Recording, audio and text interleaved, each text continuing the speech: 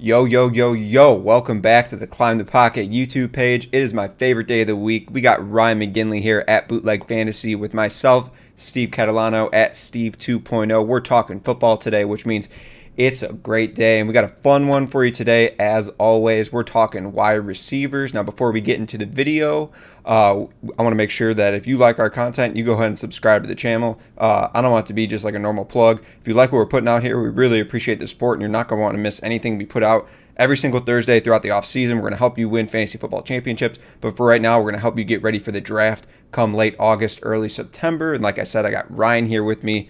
Always love talking football with him. What is going on, man? Well, Steve, to start, 73% of the people that watched the video last week weren't subscribed.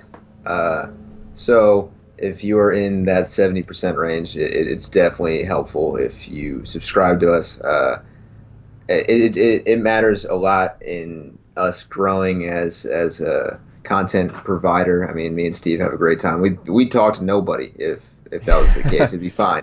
But it's awesome to talk football with people that leave comments. We've been getting more comments weekly, so it's been great interacting, knowing that football's here. Also, it's about 85 degrees in Pennsylvania right now, and it's just terrible. Like, I know you're in Florida, and that's just It's like steamy, man. It's like steamy. a normal Tuesday for you, but like I'm dying. Like, it was like 63 degrees this weekend, and now it's a calm 82. I'm sweating sitting. Like. But maybe that's because I'm nervous to get into talking wide receivers with you. So You're who knows? nervous, huh? You're nervous? You're nervous to defend Yeah, a those little hot bit. takes you got? Listen, they are well backed hot takes. So As it's fine. always, well backed. Like you said, leave a comment below. People are asking advice and whatnot, questions. We'll answer every single one of them. We don't have that many comments, we easily get to all of them. Oh yeah, we We answer all of them. Yeah, we want to help you guys out. So you comment, we'll respond very quickly and try to help you out. We can go on all day. We'll go back and forth, comment back and forth. I don't care. I'll have a whole conversation. Hit us up on Twitter. We're definitely always down to talk. So anyway, let's go ahead and get to the wide receivers. This is a consensus rankings of mine and Ryan's personal rankings. So we'll kind of go back and forth and maybe talk why I have a guy higher than he has a guy. But this is our consensus. So we'll go through, kind of spotlight a few different guys and whatnot. But let's go ahead and get in number one. I think no one's surprised that number one is Michael Thomas of the New Orleans Saints. There's really not much to say about him. Kind of like when we talked in the running back video about Christian McCaffrey. He's going really early in drafts. I guess that's probably the biggest question around Michael Thomas is, when do you take him? It's a wide receiver. A lot of people are going RB heavy this year, as always. It's kind of, do you want to be the guy that takes the wide receiver first off the board? Personally, I'd probably be comfortable at pick 5 taking Michael Thomas. That's just kind of my comfort range. Even then, I really like to get a workhorse running back, top 5 pick, something like that. But I can see why Michael Thomas had a historic year last year, broke the catch record, just insane catch percentage from Drew Brees. It's just really fun to watch this guy, but no argument that he's number one. I don't think you have much of an argument either, right? Nah, not even a little bit. I mean, he's the best stat compiler wide receiver in the NFL. He's not the best wide receiver in the NFL, at least in my book, but fantasy-wise, he's the number one guy. So I'm not going to argue with MT. I think I would take him over Derrick Henry in PPR formats. I don't know. It's a toss-up with Dalvin Cook, but that's where the line really is. Yeah, he's reliable. He's going to be on the field, and he's going to convert on the many targets he gets. So he's one of the better, safer floors. But his ceiling might not be as high as some other players that can become a wide receiver one or whatnot. Moving on to number 2, Julio Jones coming in, and this might not be a trend for most people. He's currently being drafted at number 5, wide receiver number 5. He's number 2 on your board, Ryan. I mean, we do this every year, Steve. Like every year we try to make Julio not be a thing. Like, realistically, talent-wise, he's a top 5 wide receiver all time. Last year he played in 15 games and had 1,400 yards. He had 1,394 maybe. So he easily could have had 1,500 yards last year if he played in all 16 games. That's pretty much that's borderline automatic if he played 16 games. He had 99 catches last year. So that he's not just catching 75 balls and they just happen to go for 50 yards a pop. He's a PPR stud too. 6 touchdowns. I understand that's usually where the holdup is with Julio. What else do you want from him? He's got the highest peak of yards for over 6 years ever, like, and he's still in it. So Yeah. until Julio gets dethroned, which the guys after him all have fair questions about, I'm not moving him from 2. He's the most talented wide receiver in the game, at least in my opinion. So he's my number 2 wide receiver, Yeah. and if you want to debate with me with somebody else, go ahead. I would love to hear it. But until I see that Julio's not number 2, he's number Yeah, 2. I mean, there's not much of a debate. He's number 4 on my rankings, so he's not much further down. And every year, he's a great value because he always ends up finishing as like wide receiver 3, but he's going Yeah. wide receiver 5. Probably gets to the beginning of the second round in a lot of drafts because people are down on him always. It's the touchdown number. Touchdowns are fantasy football, what I say is, if he's always going to get you like 1,300 plus yards, you don't want to miss out when he gets you 10 touchdowns. Yeah, So exactly. You can't argue with the Julio Jones. And when you look at your lineup, you're like, ooh, I got Julio as my wide receiver 1. That just yeah, feels good, you know. feels good. It feels definitely good. Yeah. Go ahead and move on to number 3. Davante Adams, you have him at number 5. I've got him up at number 2, which makes him our number 3 wide receiver. I'll go ahead and defend Davante Adams. Last year, he was 14th in targets in just 12 games, and he had 127. So, but there's no surprise there. Aaron Rodgers is throwing the ball. He trusts his guys. He's going to get his guys the ball. Aaron Rodgers is not the kind of guy that's going to, play around. If they're not having success, he's going to find his guy, and it definitely shows up with Davante Adams. And another thing is Davante Adams didn't really get another counterpart added to the team besides an undrafted free agent. They decided to completely abandon the position in one of the best wide receiver drafts of all time, which doesn't make sense to me as a Packers fan. But hey, we'll see. For Davante Adams, that means many good things, many more targets coming his way, and he's very reliable. Aaron Rodgers, I think he's coming in hot with vengeance. They drafted Jordan Love, and I kind of feel like Aaron Rodgers is coming out this year to say, like, I'm going ham, and once I do really good, you can suck it and get rid of me whenever. I don't care. I'm playing good. Hopefully the Packers go out and win the Super Bowl. I mean, it probably won't happen, but hopefully Aaron Rodgers has that type of year that where he, like, because himself is actually being drafted like really low. And we talked about quarterbacks a couple episodes ago, and understandably he's not a top 12 quarterback in our rankings. But I wouldn't be surprised if he comes out of nowhere and has a fantastic season. And Davante Adams is going to be the leader of that. He had elite production down the stretch. He was wide receiver 5 in all the games, and after he got injured, so he can definitely still do it. And guys he was behind was like Mike Thomas, A.J. Brown, who had a really, really good second half, and Devontae Parker, like a freak second half out of nowhere. And you'll find him later on a ranking sneak peek in the top 20. But, you're not going to really argue that Davante Adams, right there at number 5 behind those guys who had a really good second half, and Davante Adams quietly was wide receiver 5 during that time when he was back. I think his injury definitely threw him off the board, but I think a lot of people are pretty high on him this year, kind of up at that ranking number 2.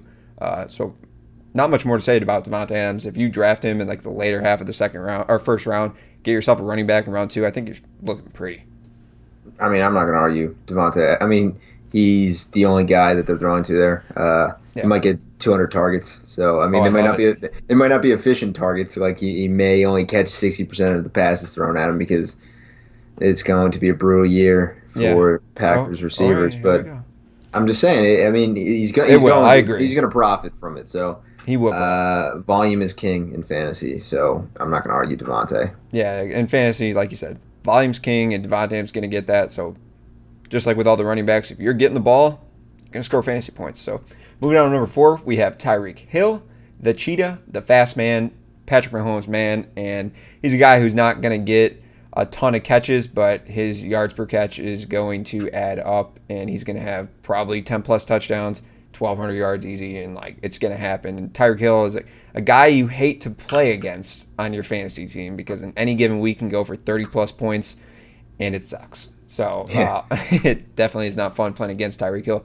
I'd be happy with him as my wide receiver 1 on my team. DeAndre Hopkins with the Cardinals, new team. He's our number 5 receiver. He's my number 6. He's your number 3. Do you have any 1 second, 2 second to add to that? I think with him, the talent is unbelievable, and I don't want to be wrong about him. Mm-hmm. So I don't want to go out on a limb and be like he's going to have a down year because he might be quarterback proof. I know Kyler's a good quarterback, but he doesn't play the same way Deshaun Watson plays. So I'm afraid to say he'll take a step back just because of how good just a natural wide receiver he is. But there's room for him to have issues. I mean, we talked about it last week with Kenyon Drake, at least I did. They're thinking that everybody in that offense is going to just outproduce what they've done in their entire career up to this point.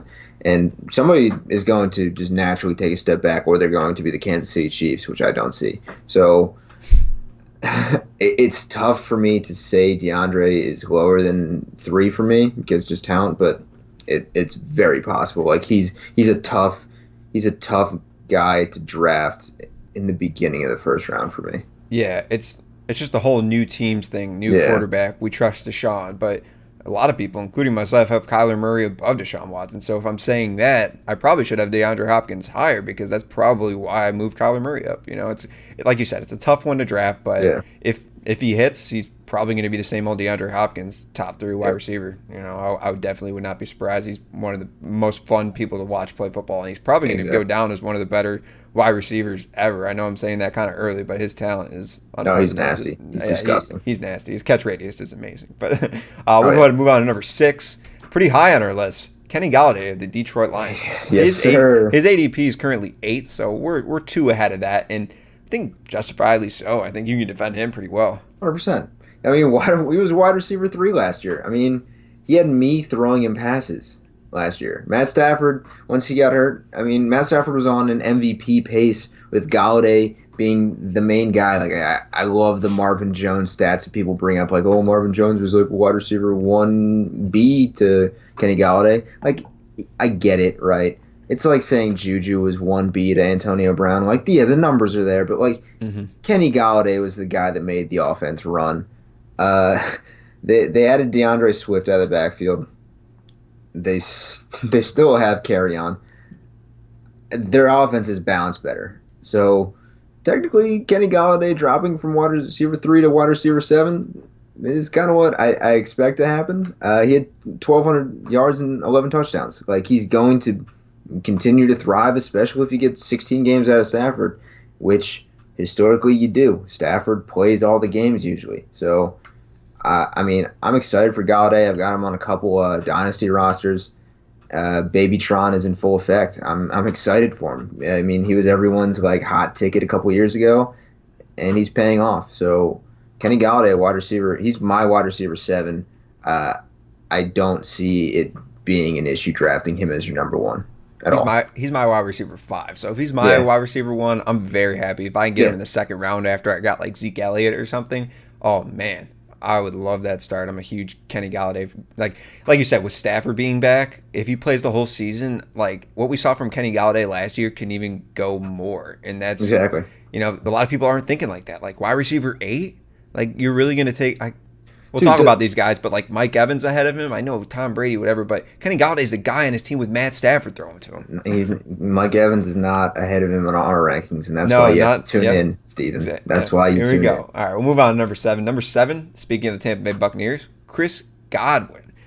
You know, they got Tom Brady going down there, and some people say Chris Godwin's going to be his Julian Edelman. Not same shape and size, but maybe the same role as far as his favorite, you know, target to hit. 10-plus targets a game. Chris Godwin, breakout year last year. I wouldn't be surprised if he has very similar production that he had last year. He's my number 7 wide receiver, so I'm definitely up there with the hype.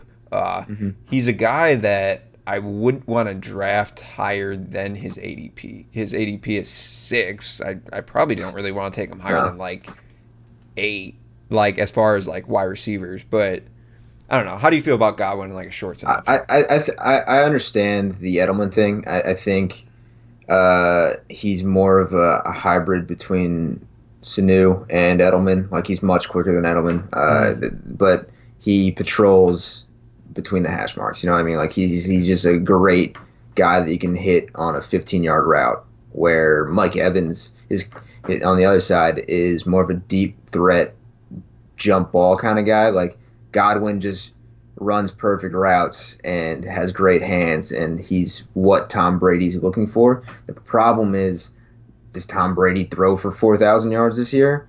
Yeah. Maybe. I mean, but if he does, like, how many of those yards go to Godwin? Like, I think Godwin's going to be the number 1 there, I'm a huge Mike Evans guy. Mm-hmm. I was hoping Mike Evans would somehow get traded somewhere, or something would have happened with Mike Evans. I think something will happen with Mike Evans, honestly. Wow. All If right. if You heard it if here if, first. if Brady, if it's tough to be angry if you're a wide receiver and you got Tom Brady, but like Mike Evans is a top 7 talent in the NFL, and like he doesn't mesh with Tom Brady. So it's going to be Godwin. We were starting to see that last year as a Mike Evans guy. It was tough to admit, but Godwin was outperforming him. He's my wide receiver 6. Does it worry you at all that like low key they have like a really good like receiving core when you include the tight ends with Gronk, Cam Brate, OJ Howard, Mike Evans, Chris Godwin? Like there's a lot of guys there, and they got Keyshawn Vaughn now. Like they got Scotty Miller as well. Don't even fantasy superhero. How many fantasy lineups did he start in the championship? That's a good question. I bet a few. I got him late in like the 28th round of my dynasty startup. And I felt great about that. Scotty Miller's a freak. Come on, cut the dynasty Scotty Miller talk. What? We're moving on. Mike Evans, like we just talked, he's our number 8 wide receiver. We're going to go ahead and move on to number 9. Amari Cooper of the Dallas Cowboys. Newly acquired CeeDee Lamb is in town, so there's more targets to be divided. Jason Witten's gone. There's so much talk about Jason Witten leaving and where are the targets going and stuff. And I'm like, okay, it's Jason Witten. Come on. It's not that many targets. And they brought CeeDee Lamb. I think I'm not really big on drafting rookies, but I think could be an impactful rookie. And Amari Cooper's kind of already sketchy. The reason he's number 9 is because that's where he's probably going to finish. He's probably going to finish around 9 or 10. And then the whole season, it won't seem like that. But the weeks he goes off, he's gonna be wide receiver 1, wide receiver 2 that week, and like that's why he's gonna finish it. So when you're drafting a guy like Amari, you have to factor in the spurts that you're gonna get. You're gonna get ups and you're gonna get downs with him. And are you comfortable with that as your wide receiver 1? You're probably gonna want to make him a wide receiver 2 on your team. That's just my personal opinion. But I am a Amari Cooper fan. But it just doesn't make sense some of those games where he disappears and he's so good one game and then they just maybe it's a game plan thing with the offense. I'm not exactly sure. Amari is the epitome of boomer bust. He's either 12 for like 180 and 2, or he's like 3 for 47, and you're like, dude, like you got to give me something more. Plus, if you're watching this video and it's post July 15th, thank you, but also you might know more than us. Dak might not be signed, so Amari. I don't know how much of a hit Amari takes with Andy Dalton. He does. He takes it. He takes a hit, right? But I don't know if it's that much of a hit. He's currently my wide receiver 11. I don't feel comfortable taking Amari as my wide receiver 1. He's fine. They lost Randall Cobb. I think all of that production pretty much goes to CeeDee Lamb. Yeah. He had 800 yards. That's about where I'd put CeeDee Lamb. Witten, 500 yards. Like they got Blake Jarwin, who should have been playing anyway, but Jason Witten decided to return, and now he's on a different team. Like, why is Jason Witten still playing football? Why do you go to a different? Why did that happen? I don't even understand it. But he must really like the game. I think what he's trying to do is he's trying to fade himself into oblivion, so no one remembers him at all. He's not even gonna get a broadcaster job anymore. That's what I mean. I think he's just trying to just disappear. Like, oh yeah, didn't Witten play last year? And we're like, oh yeah, he was on the Raiders. That Jason Witten, he's pretty much gone from fantasy existence for me. So, but yeah, moral of the story is Amari Cooper. If you like him, go get him. Just know that there's going to be some weeks that you're just punching. He's currently drywall. 8. He's currently 8 on my list. I love doing these videos because, like, as we discuss, I want to move them down or up, depending on, like, I really respect your opinion, like what you're telling. Actually, anyone's opinion. Who, if they're giving me good facts and like it makes sense, I'm like, yeah, exactly. Bootleg fantasy Twitter. Might have to move him down. I don't know. You convinced me a little bit. Maybe a little bit. Probably down to 10 or 11. We'll see. We'll have updated rankings. If like you said, if we were watching this video and it's July, we probably got another wide receiver video out. You're probably gonna want to go check that one out with more updated stuff. Go check out a mock draft. Maybe Amari Cooper's not going here, but that goes for all players. Moving on to number 10, we have Allen Robinson of the Chicago Bears. Seems like you're a big fan. You got him at number 10. I've got him at number 13. I love him. Wide receiver 12 last year. I don't think Mitch Trubisky's winning this job. There's no way. Oh, I know why he's up there. Yes, sir. Yes, sir. My boy Nick Foles is going to Chicago. He's bringing the despaired people of Chicago out of misery, and he's going to resurrect Allen Robinson. I mean, if you search Allen Robinson's name on Twitter, you just see like top 5 talent wide receiver written all over him. Like if you watch videos of Allen Robinson, you'd be like, why is this guy not like a across the league fan favorite? My man has had terrible quarterbacks, just terrible. Yeah. He had 1,150 yards last year and 7 touchdowns with Mitch Trubisky thrown to him, and like He was second in the league in targets. that's what I mean. Second. Like, and if you make any of the if you make 15 of those targets better, he finishes with 1,300 yards instead of 1,150 and might hit double-digit touchdowns. You know what I mean? And Nick Foles loves guys built like this. Alshon Jeffrey is very open about how much he loved Nick Foles.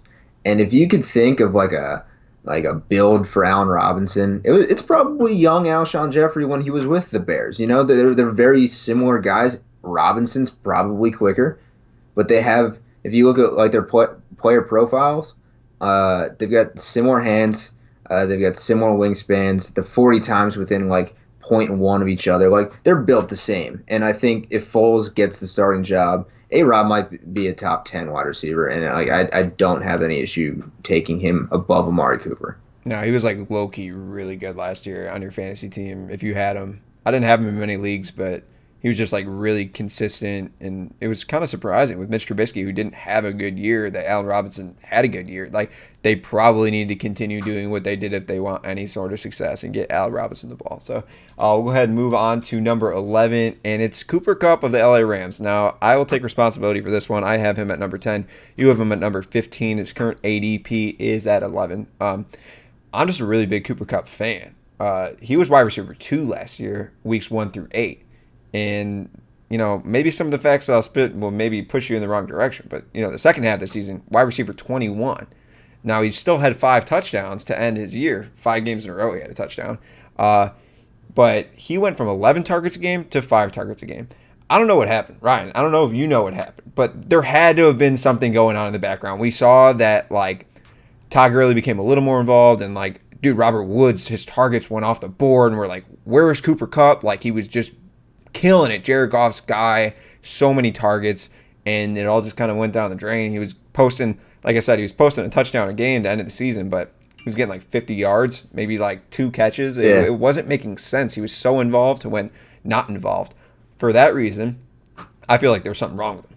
Oh, yeah. And I'm betting that he's back. Now they got rid of Brandon Cooks and Todd Gurley's gone. They're going with a younger running back core. Robert Woods is still there. They probably want to include Tyler Higbee a little more, but there's still plenty of targets to go around. Cooper Kupp's targets are going to be there still, if not more. I love this guy. Like, he's way better than I thought he would be in the NFL.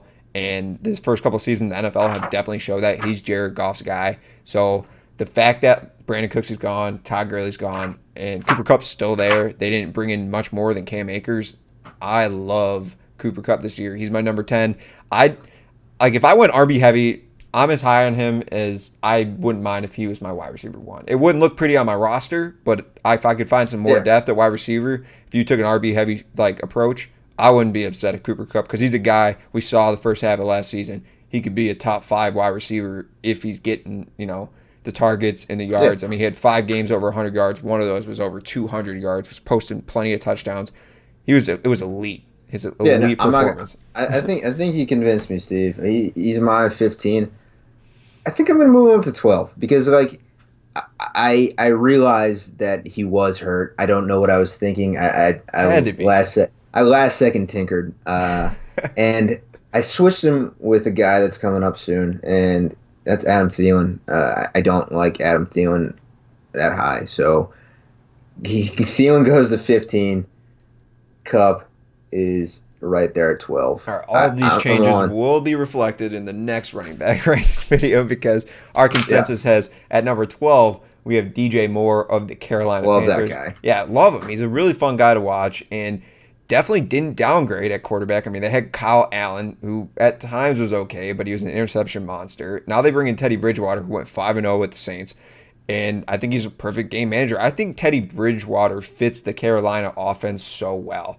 They're not going to ask him to do anything too crazy. They have a lot of skill guys they can give, short screen passes to, just 5-10 yard routes. And then they got, they picked up Robbie Anderson in free agency, and he can be their home run hitter. They kind of have like the full offense there with Christian McCaffrey, Curtis Samuel, DJ Moore, Robbie Anderson. Like, that's a really elite like skill group of like pretty quick guys that I think complement Teddy Bridgewater's abilities very well. So I'm excited to watch DJ Moore. I don't know if I'll find myself getting him in a lot of drafts. I guess it's kind of a position thing. He's 14 ADP. He's 12th on our in our rankings. He's my number 12. He's your number 14. So you're right spot on with ADP. I think I'd be more comfortable at 14 than 12. Like we said, we will edit these rankings. Maybe I move them up, maybe I move them down, but training camp will tell us a lot. I think with DJ Moore, the guys that had him last year will try to draft him again this year.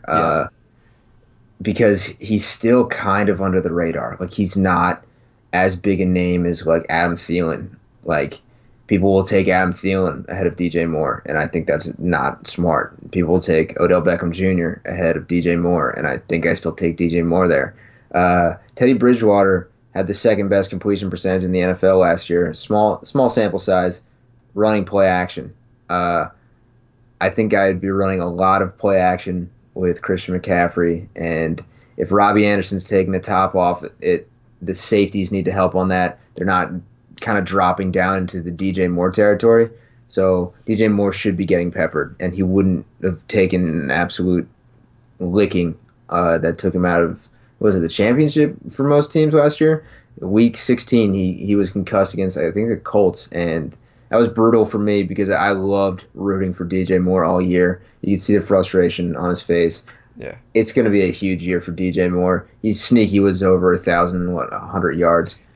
He just didn't have the touchdowns. That was the only thing that brought him down in fantasy. If you gave him 3 or 4 more touchdowns, everyone would be talking about him so much more this year. He'd be like Amari Cooper, like that range area. Like, I mean, he's that good, but I feel like you just mentioned Amari Cooper, and like low-key, I feel like I like DJ Moore like the same amount. I think so too. Wide receivers are so close. Like, the gaps are like so close compared to. Like, I can move any of these guys up 4 spots or 5 spots, and no one would even say anything. Like, one of my top 10 guys we still haven't even gotten to. So wait, we haven't. We have not. Oh, you're right, because he's so low on that list. Man, this is going to be a fun debate. All right, number 13, Adam Thielen of the Vikings. We mentioned him. Stephon Diggs is gone. Not much to say. The targets are going to be there. He was injured last year, so we didn't really see the full last season of him. But he's a guy that, if you have him on your team, he's probably going to be solid. He's going to be a solid wide receiver, too, for you. But he's not a guy I'm really targeting. I don't know. Do you have anything to say about Adam Thielen besides what you just said? I don't like Adam Thielen. Adam Thielen, quick point, since that like streak of 100-yard games has been not good. He's not been an elite wide receiver. Like, he's now without the best wide receiver that was on their team. Stephon Diggs is a better wide receiver. Yes, he had mental lapses seemingly, but I thought he was more talented, and I'm afraid that there's going to be a JuJu year for Thielen where without the best guy there, it's not going to be as easy for him. Justin Jefferson, not sure what to like. We don't know with him yet. That offense might kind of suck. I just realized like Adam Thielen's not at Stephon Diggs. Kyle Rudolph is still their tight end. They got B.C. Johnson. Ooh, man. Being a Packers fan, this conversation sounds C.J. Ham still like their second rusher? Right. What's going on Once there? we start talking C.J. Ham, we move on to number 14, and it's Odell Beckham Jr. of the Cleveland Browns. He's another guy, probably won't own too much of him this year. A lot of people who own him will be chasing the breakout year once again. The facts is that OBJ is not a reliable player for your fantasy football team. He hasn't ever been. His first couple years in the league, rookie season, obviously amazing. Year after that, great. Battled injuries, goes to Cleveland, doesn't produce like he's supposed to, along with a lot of other Cleveland Browns, so I'll give him that. Still had over 1,000 yards last year, low-key. But he's just like It's just Brown's offense, man. I've talked about Baker Mayfield and whatnot, how I don't trust him, how I don't think he's as good as people think he's going to be. And I think Odell Beckham's going to be a part of that. Odell Beckham can say whatever he wants. He can say he's going to be have a great year, best year ever. He's in his best shape of his life. I'll believe it when I see it. Once he's back on those Odell Beckham numbers that get attached to his name, then I'll start paying attention. But he probably won't be on any of my teams this year. I'm just saying that. Yeah, no, it's tough to argue for OBJ. He's had a rough couple years. I still think he's a top 10 talent. Yeah. The situation's rough. Freddie Kitchens is gone, so there's hope. There's hope there for sure. He's one of my favorite players to watch in the NFL, and he needs to go back to having fun. Like, rookie year Odell, second year Odell. Like, yep. That's what we miss. He made the NFL exciting, and it seemingly got sucked out of him. His frustration shows on the field, and not just on the field, off the field. Like, you can tell during interviews when he's uncomfortable. Like, the guy just wants to play well, and he wants to win, Like, if their team was winning, I guarantee Odell Beckham would be winning, too, in fantasy. Like, he'd be posting numbers. He'd be a part of that winning. But it's that Cleveland mentality. They got to get over that hump. Until Cleveland arrives, I don't think Odell arrives. Moving on to number 15, we got JuJu Smith-Schuster. You mentioned him earlier, of the Pittsburgh Steelers. Last year finished as wide receiver 66. His ADP was wide receiver 7. Most people would call that a bust, and that's exactly what he was. Now, he is number 11 on my rankings. He's number 16 on yours. JuJu Smith-Schuster. We didn't get to see what everyone wanted to see last year, and that was JuJu Smith-Schuster as the number 1 wide receiver with Big Ben Roethlisberger. Big Ben goes out in week 2, and the season goes off the rails with them trotting out quarterbacks that probably wouldn't make, like, with their talent level, probably wouldn't make a D2 college team. No, I'm being completely ignorant when I say that. But Devlin Hodges, Mason Rudolph, these guys are not NFL quarterbacks. They were not good, and they showed, like, JuJu Smith-Schuster couldn't be the guy he needed to be with him. Big Ben and him have that rapport, and, him being injured, add all that in. Last year, like, is a wash for me. Like, I'm excited to see what he can do with Big Ben this year. Last year, in the first 2 games, and this includes when Big Ben got injured, he averaged 80 yards in those games and 8 targets. So the numbers were there. If he can have that sort of production throughout the whole season, obviously he's going to have some lower games, some higher games, but he's going to be way better than wide receiver 66, and I don't think there's no way he's not a top 20 wide receiver. Now, we obviously didn't see the full season going against, top talent cornerbacks, but I think JuJu can do it. He's bulking up. I got him on Snapchat. I watch him. He's killing the workout game, dude. He's in shape. You love JuJu, and you're the opposite side of this. You're glass half full. I'm half empty with JuJu. The question going into last year was, what will he do without Antonio Brown? The answer, he did nothing without Antonio Brown. Like, at least in my opinion. I agree. It's wide receiver 66. He didn't show me enough, right? Big Ben wasn't there. Like, he's working out Big Ben. That's all well and good. That's great. I mean, I've seen Antonio Brown work out with Big Ben. Like, it's fine. Like, whatever. But there's a lot of smoke there in Pittsburgh where JuJu might not be back after next year. And there's a couple of mouths that need to get fed. They got James Washington, who was pretty solid. And they've got Deontay. They got Deontay Johnson. And he's nasty. Like, he's going to be great. And it's going to be interesting how the targets get tossed around. And if Big Ben's actually going to be half decent. That's true. That's a fact. People were just assuming that Big Ben's going to be, fine. My man's, pushing 40. Yeah. He's a big dude who's had injury history, who's only played in 16 games 4 times in his 11-year career. No, longer than that. Him and Phillip Rivers might be tied for the least mobile quarterbacks in the NFL. Oh, it's painful to watch Big Ben move around. Great arm talent. He'll always have that arm talent. You'll see him 70 years old throwing footballs through tires or some weird nonsense. But it's going to come down to if Big Ben's healthy. I like him at his current ADP. Like, he's going in the late 4th round. Like, if for whatever reason he gets to the 5th round, he's my second wide receiver, maybe my flex, I'd be happy with that value, just with the upside itself. Because at that point in drafts, you start to get away Yeah. from safeness and start to take, For sure. add a little more risk. And I think JuJu has a high ceiling and a good reward if he I ends like up that. playing a really well season with Big Ben. So I'm excited to watch JuJu. I like JuJu as a player, so I want Yeah. him to have a good year. So yeah, I'm Fair chasing enough. that. I'm Fair chasing enough. that. Moving on to number 16, your guy, Keenan Allen. I'll just admit it. He's number 19 on my board, and you got him up at number 9. Now, just pound me. Just kill me with it. Listen, Steve.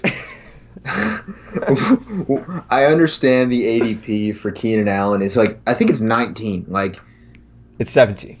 yeah, it's something like ridiculous, like Keenan Allen had 1,100 yards last year, over 100 catches.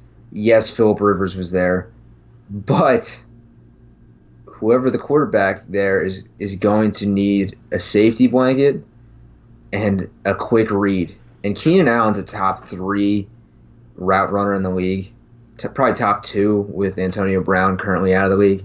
Like, it's him and Stephon Diggs, his best route runners. And if Justin Herbert has a one-read throw and it's to Keenan Allen for a 7-yard slant, they'll do it 12 times a game. Like Keenan Allen's that good that he'll get you those yards. I think he's actually quarterback proof. You know what rookie quarterbacks don't like doing? Throwing 50-50 balls. The other wide receiver in Los Angeles, I almost said San Diego. It's year 7 of them being there. Mike Williams. Mike Williams had, I think, 650 yards in 2018. 85 were yards after the catch. Like, he's pretty much a 50-50 guy, and that's it. So having a guy that 2 for 50 is his middle name. Yeah, exactly. Like, he catches 2 passes from the 25 and has 2 touchdowns, and you're like, what happened? Yep. But Keenan Allen's going to get his 10 targets a game still. He's still like 27. Like, he's still like in his prime.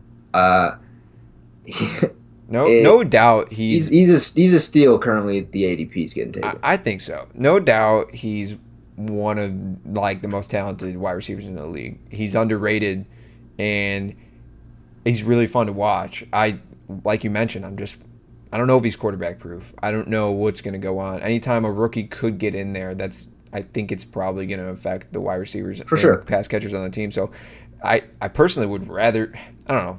People say they'd rather see Herbert throw to him, but I kind of rather have Tyrod there because I know that he can do something. I don't know what Herbert can do. So like that risk is attached to that. And similarly, where we have a guy coming up on this list, we'll talk about him, but he's with a rookie quarterback as well. So I guess when we get to him, we'll talk about arguments with more rookie quarterbacks. But number 17 on our list, we have A.J. Brown of the Tennessee Titans. Mentioned earlier, he was a top 5 wide receiver down the stretch. Really came into his own, and people started looking at this guy and realized what the tank he is. Part of Ryan Tannehill's success was A.J. Brown, and he's really fun to watch. This guy is just huge, monsters, like prototypical wide receiver in the NFL. Really fun to watch. I'm really excited to see his second year. The fact that he was a rookie last year, and this year he's his second year, and I think going at number 17 is pretty justifiable. A guy on your team you'd be happy as your wide receiver 2. I've been mentioning that a lot this video. A lot of these guys fit the role of wide receiver 2 pretty well. I don't think you have any arguments with this ranking, really. You have him at, what do you have him at? You have him at 20. I've got him at 16, so somewhere in the middle, 17, 18. I think we're pretty happy with this ranking. Yeah, no, I mean, I can't argue it. Once you get past about 14, it's really just the guys you like. And I've got A.J. Brown at 20 just because I think that the Titans were almost too efficient for their own good last year. I'm skeptical that continues, but also A.J. Brown was unbelievable down that stretch. He was like wide receiver 3. Yeah. So, I mean, you're just arguing nonsense essentially at this point when you're arguing like 17, 18, 19. Like they're like a broken tackle away from going up and down the ranking. But it's mostly, I think A.J. Brown's going to be great. If he's your wide receiver 2, you're very happy. If you get him somehow as a flex, even better. Like, these guys are going to help your team every single week. Yeah, moving on to number 18, we have Davante Parker of the Miami Dolphins. Another rookie quarterback, like mentioned before. Tua Tagovailoa is in there. We don't know if he's going to play. Personally, I'd rather see Ryan Fitzpatrick play all year because him and Parker had a rapport, and Davante Parker killed it down the stretch, like out of nowhere.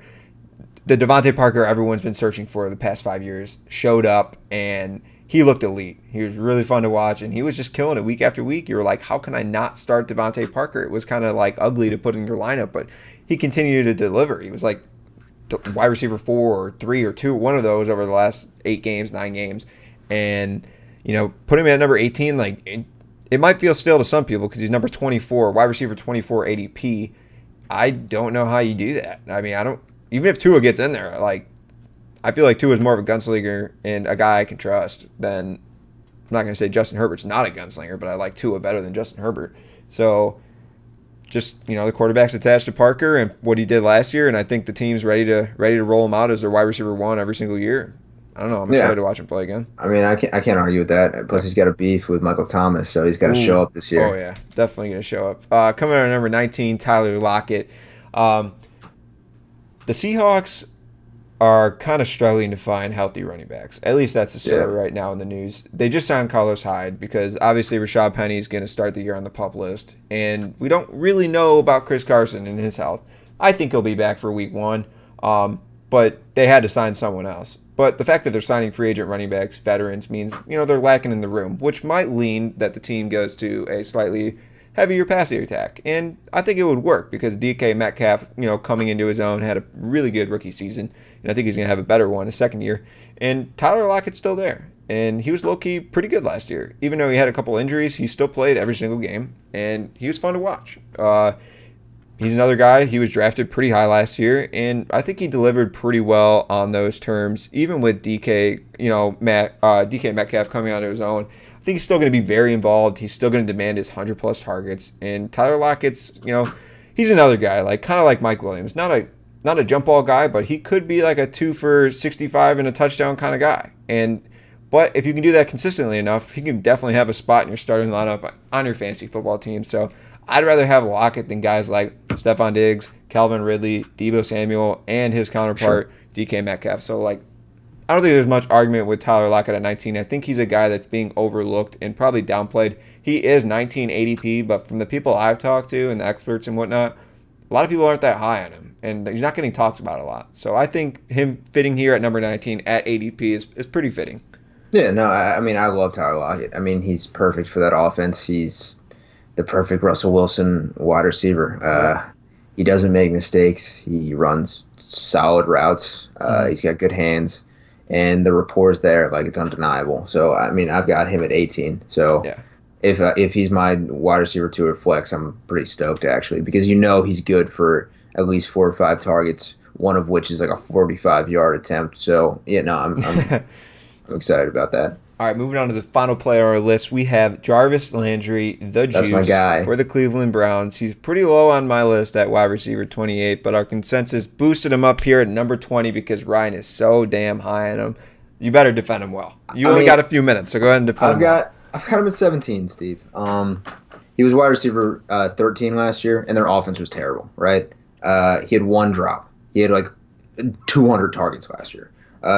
Since 2015, he hasn't been worse than wide receiver 22, and he's had some abysmal quarterback play. Their offense was terrible in the red zone. I know that's not where he thrives, but having a couple extra touchdowns might be solid. Baker Mayfield, I think, was 35th out of qualifying quarterbacks in the red zone. Also, he was 7th in yards after catch last year. If you get targeted 140 times and you catch 100 of them and you're 7th in yards after catch, you're going to be a solid play for your fantasy team. He's getting drafted at around where you have him ranked, right? If he's the first wide receiver off your bench, you have a steal, and by week 4 you realize he's better than your flex. He's historically been slept on before the season starts because he doesn't have 1,200 receiving yards most years. He's 100 catches, somehow 995 yards and 6 touchdowns, and he just kind of gets swept under the rug because he's just a consistent guy.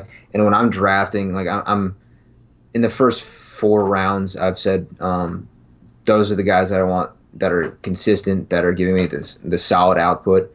And if I can get Jarvis in the 5th and continue the consistency and then take my home run swings after, yeah, I'm stoked. He's just been a great football player. And, they added Austin Hooper. Their run game's solid. The offense is going to be open for him. And the sky's the limit, usually, with this guy. Mm-hmm. If he finishes top 15, people are going to be like, oh, yeah, I guess he did. Like, should have seen that one coming. Well, I see it coming every single year, Steve.